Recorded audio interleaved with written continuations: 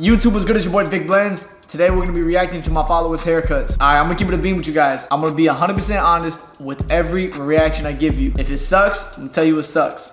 If it's good, I'm going to tell you it's good. If it needs work, I'm going to tell you how you can work on it to get better. But the purpose of this is for me to be 100% honest so you guys can get better. So don't take no offense to it. Don't say VicBlends was hating on me. Don't say none of that. I'm being a realist with you guys, keeping it honest with y'all. Y'all ain't gonna get better if all I'm doing is sugarcoating everything to make y'all happy. So let's get into it.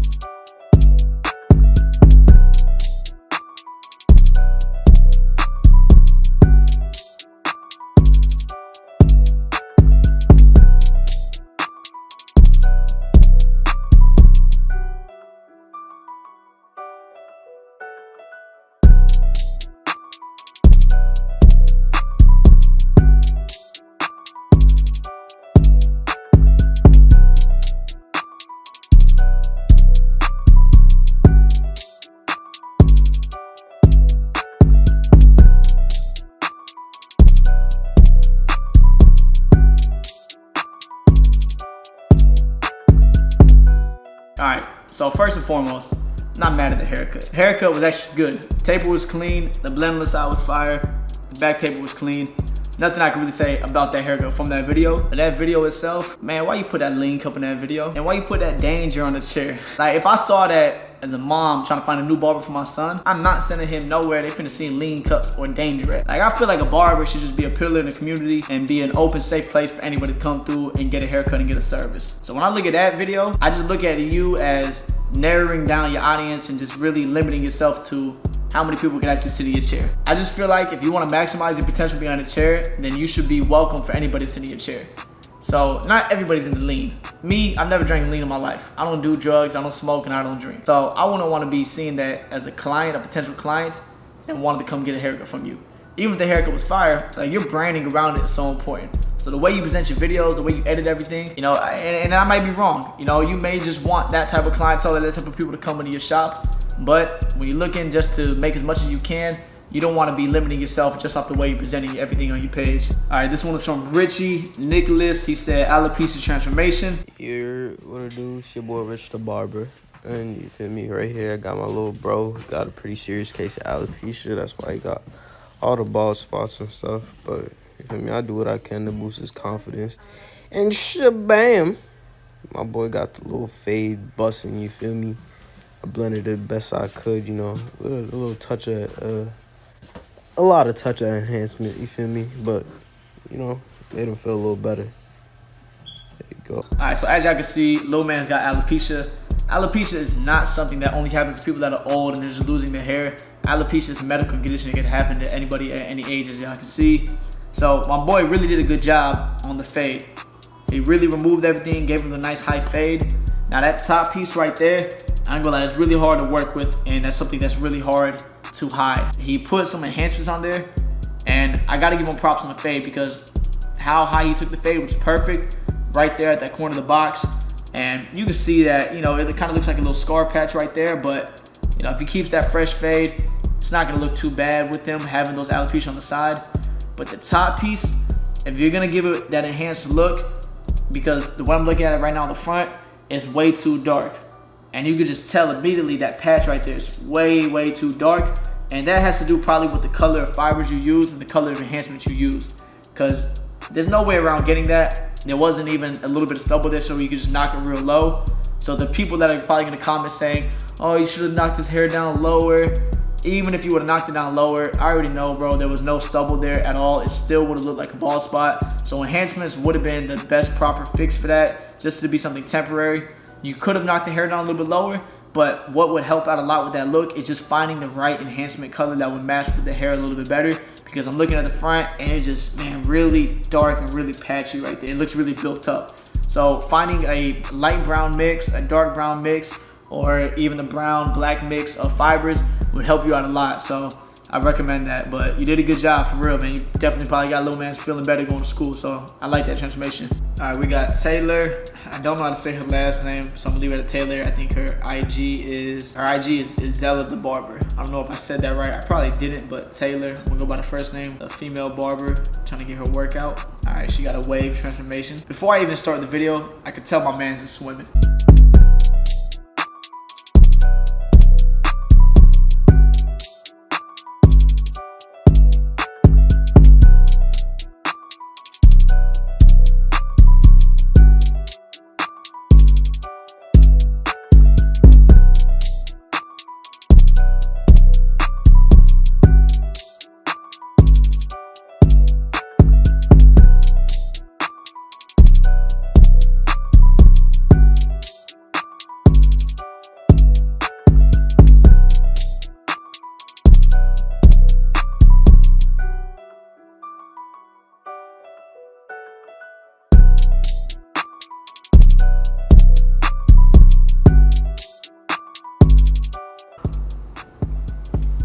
cut came out pretty clean. Now some things that they could probably make it a lot better, knocking that hair down, especially with a deep waver like this, knocking that hair down with a larger guard in that crown and then working your way towards the 1.5 towards the front maybe would have made it look a lot more dark all the way across.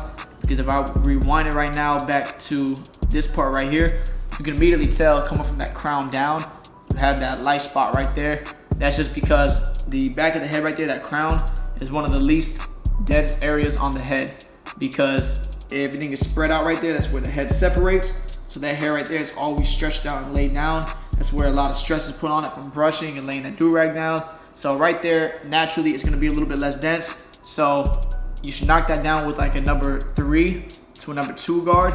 Probably number 3, because it looked like he really had deep waves with more of a straighter hair texture. And then into the back taper as well. But when I look at this back taper right here, when you're doing the lineup, you can see the patches within the ripples coming into that taper. He probably would have really needed the number 2 open on top, and that would probably would have been the highest guard I would have used. A number 1.5 probably would have been straight for laying the edges down to be really smooth going into the taper, but I would have worked my way down. So I look at a wave haircut like peeling an onion, starting from the highest guard and you're working way down to the lowest. So I'll do a number 3 in that top ring, then I'll go number 2 for like that middle ring, and then I'll use that 1.5 on that very front edge to lay it down to get a crispy lineup.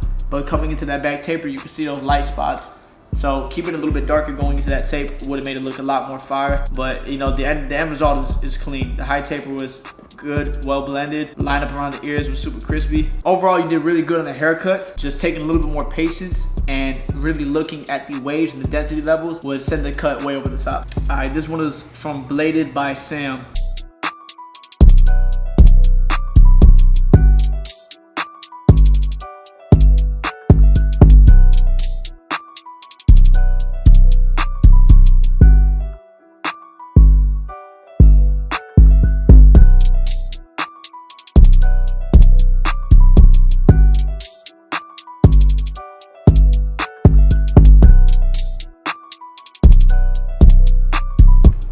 Okay, the line was crispy. Line was pretty straight. You could really tell the enhancements was there. When I'm looking at this angle right here, you can really see that dark circle, that dark spot right there in the corner. So you gotta be really light when you do these enhancements. Like less is more to me whenever I add any type of semi-permanent, and you can kind of just tell it has that shininess to it. Now it's crispy, it's a crispy lineup, and I don't think anybody that's really not a barber is gonna be tripping too hard. He's definitely gonna look crispy in any type of photos he takes, but just the shininess from the light, you could tell that it was enhanced, and I'm not mad at it. I just would rather it be a little bit more well blended. Like when I'm looking at this angle right here, you could really tell the discoloration right there from the enhancement to the hair on top.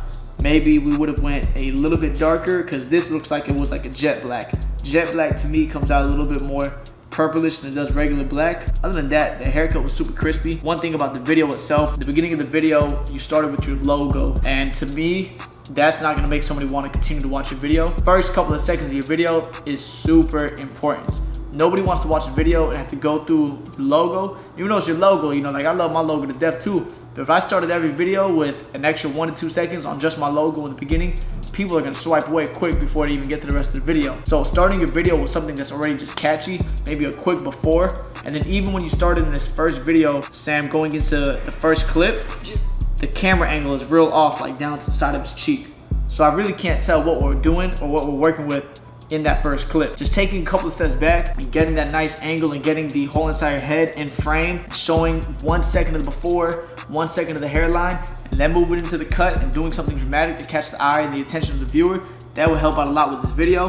I see that you had him on the ring light camera holder. You gotta practice trying to get that first angle view and recording so you can get that first person view as you're making these videos. Overall, I mean, the hairline was crispy.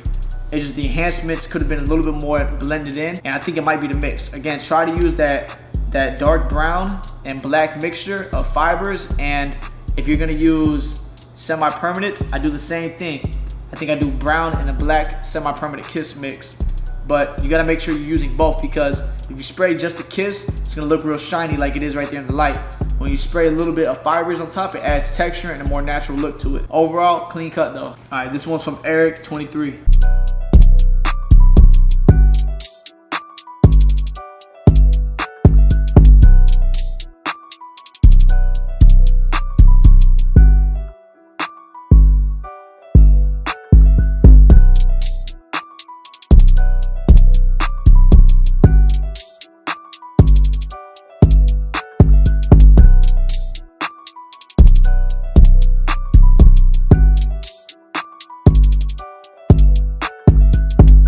Alright, I wish you showed a little bit more of the actual transformation itself. Now, I'm looking at the after. Things I didn't like about the after was the first video of the after had a filter on it, which couldn't really help me see like the truest natural form of that haircut. And then the second clip showing the haircut was really far away. So the haircut's gonna look crispy far away. That's not the case. That's not gonna really determine if it's actual good haircut or not, depending on how it looks from a distance. Even from a distance, I'm looking at it from a distance, and that side of that taper, you can see right there behind that line looks like a circle of a chunk coming out of that taper, which could tell me that the enhancement line that you did on the side box just went a little bit too far down. And that's something that bothers me a lot with haircuts and high tapers, is when people get to enhancing the sidebars of the lineup, they sometimes enhance them too far, and it looks like a very dark line coming down further than where the actual taper was let up at. I feel like the enhancement on the side should always resemble the blend as well. And wherever the darkness of your blend starts, should be where the darkness of your enhancement actually starts too. So I can see that chunk taken out right there from the taper, and it doesn't look too blended from a distance. And I'm not trying to just dog you on this, I just want you to get better from it and understand, like, the enhancements blended in well with the rest of the haircut. I just think maybe it was too much on the sides. Man, this video 1 second long.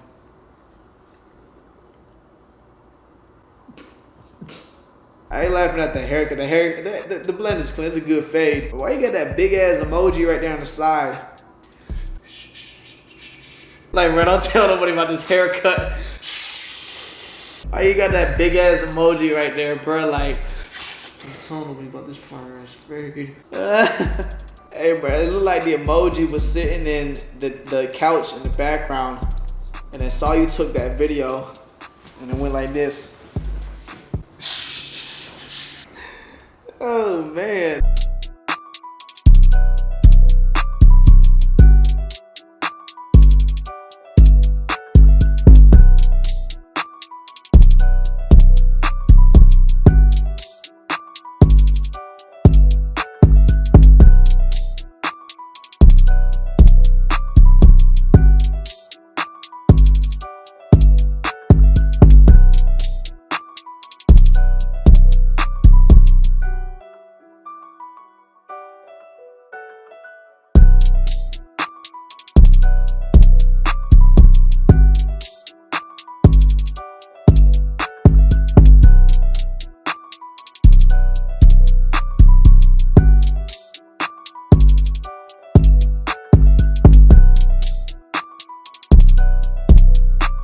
I ain't gonna lie, I was into the song. That song really had me. That was good. You got a good song. Something I like to listen to. That's why I was tuned into it. But overall, I like that haircut. You didn't go too crazy with the enhancements. Even looking at the front and the after, you can still see it looks light, so it looks natural. You didn't go too hard on trying to enhance the curve on the side. That was a good look. I feel like, to me, I don't like tripod videos at all. And I don't think tripod videos do any type of real engagement to make your videos go viral or get more views. I feel like you taking the phone off the tripod and just trying to get that first person view would turn your videos up a lot more. And in the beginning, I see how you went with the kind of like no color beginning, but to me it was still a little bit slow at the beginning. You could have sped that up, kind of got something a little bit more action packed. The first person view would have made it look a lot better. And going into the side of the fade there, going into the bulk, I feel like it's hard to really get that dark blend going into the bulk with a haircut like that, because he has so much hair overhanging and coming to the sides that it's not like you're blending into a large light bulb type of afro. So trying to keep that dark blend at the top, going into bulk when the bulk is all the way coming over like that, is sometimes really hard. So either I would have went all the way up with number one and just made everything even into a disconnection point to the top of the head, or I would have gave it more shape out to the sides a little bit so you can really see what you're doing and get that darker blend coming in, using like a number 2 with the grain on the sides, or number 3, then using a razor comb and trying to blend in that darkness a bit. Because as I'm looking on the side of your fade right here, I'm looking at the dark line, and then I can still see the light spots right there where the actual connection is going into the bulk. And this is a really hard spot to blend into, especially with as much hair as your client had. Overall, you did a good job on the haircut, for real. I think the video is a good video, but to me it's not a video that's gonna drive a lot of views. It'd be good to get some more clients, get somebody in the chair, but if you want videos that go viral and drive engagement and views to your page and get followers, you gotta go first person. You gotta get off the tripod. All right, I appreciate y'all tuning in to the first episode of VicBlends Reacts. That was actually a lot of fun. That was my first time doing a reaction video. We had a lot of fire, a lot of good cuts in the inbox, a lot of bad cuts in the inbox. I ain't gonna lie, I couldn't get to all of them like that. Some of them were just Man, some of them would not. Y'all, I don't think y'all ready for my opinion on some of those. I ain't gonna lie. But make sure you guys use the email below. Submit your haircuts, submit your videos, and hopefully you guys can get featured on the next episode.